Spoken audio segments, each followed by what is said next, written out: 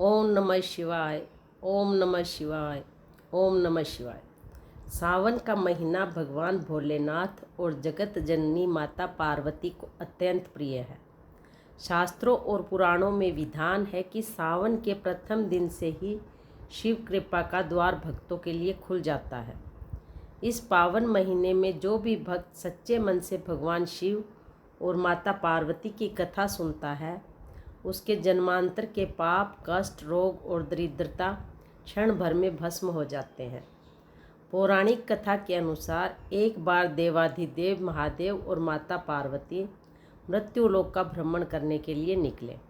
घूमते घूमते वे दोनों अमरावती नाम के एक सुंदर और समृद्ध नगर में पहुँचे। वह नगर सब प्रकार से सुख वैभव से परिपूर्ण था। उस नगर के मध्य में वहाँ के राजा द्वारा बनवाया गया एक विशाल और अति भव्य शिव मंदिर था। मंदिर की सुंदरता और शांत वातावरण को देखकर भगवान शिव और माता पार्वती ने कुछ समय वहीं विश्राम करने का विचार किया। मंदिर के दिव्य प्रांगण में विश्राम करते हुए एक दिन माता पार्वती के मन में कौतूक जागा।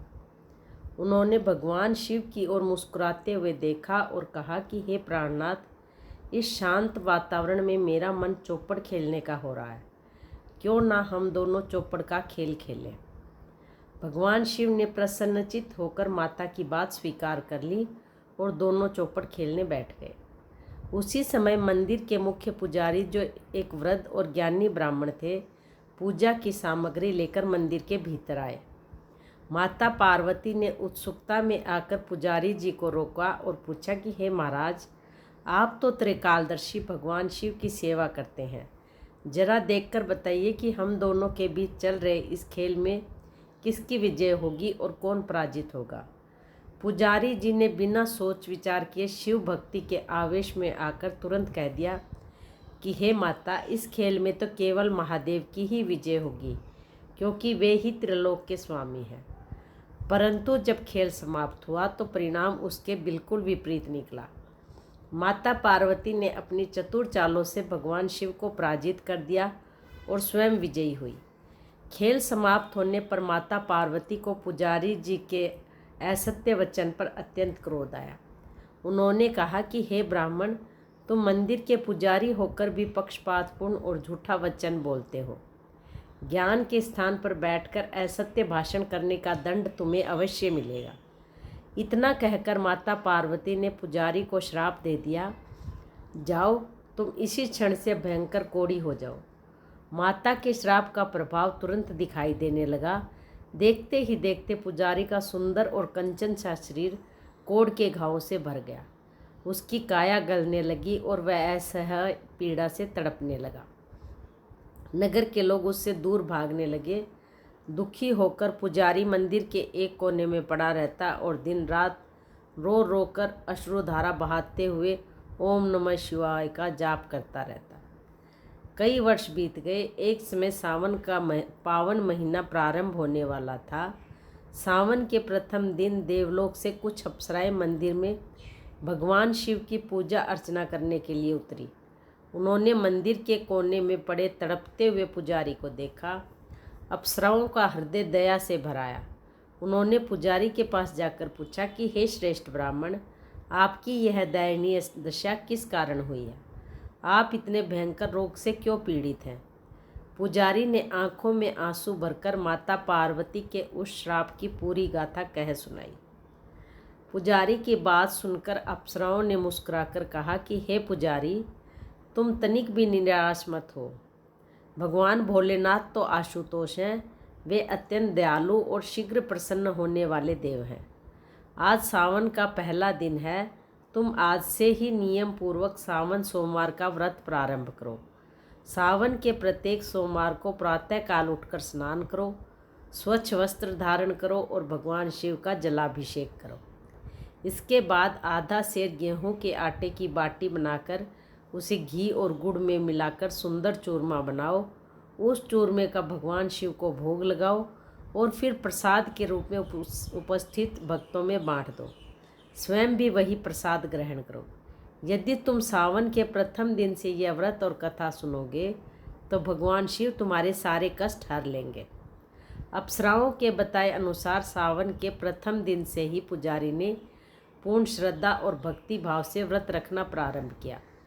उसने प्रातःकाल स्नान कर शिव जी की पूजा की, चूरमा बनाकर भोग लगाया और सच्चे मन से क्षमा प्रार्थना की। भगवान भोलेनाथ की असीम कृपा और सावन के पावन व्रत के प्रभाव से चमत्कार हुआ।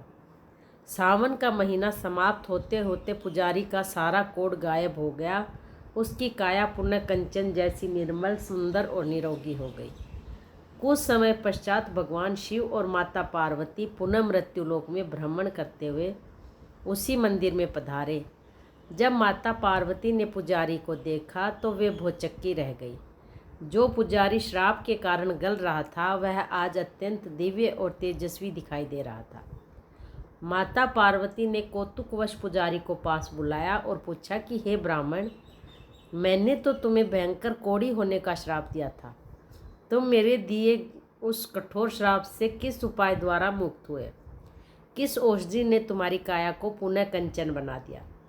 पुजारी ने माता पार्वती के चरणों में दंडवत प्रणाम किया और हाथ जोड़कर अत्यंत नम्रता से कहा कि हे जगत जननी, हे महादेवी, यह किसी औषधि का प्रभाव नहीं है। सावन के प्रथम दिन मुझे अप्सराओं से सावन के पवित्र व्रत और शिव कथा की महिमा ज्ञात हुई थी। मैंने सावन भर नियम पूर्वक शिव जी की पूजा की और कथा सुनी। उसी के प्रभाव से भगवान भोलेनाथ ने मुझे इस घोर संकट से मुक्ति दी है। पुजारी के मुख से सावन व्रत की यह अलौकिक महिमा सुनकर माता पार्वती के मन में भी इस व्रत के प्रति अटूट विश्वास और श्रद्धा उत्पन्न हो गई। उस समय माता पार्वती के पुत्र स्वामी कार्तिकेय किसी बात पर उनसे रूठकर सुदूर पर्वत पर चले गए थे। माता पार्वती अपने पुत्र के वियोग में अत्यंत व्याकुल रहती थी। अपने पुत्र कार्तिकेय को पुनः प्राप्त करने के लिए माता पार्वती ने स्वयं सावन के प्रथम दिन से नियम पूर्वक यह व्रत रखा और शिव जी की आराधना की।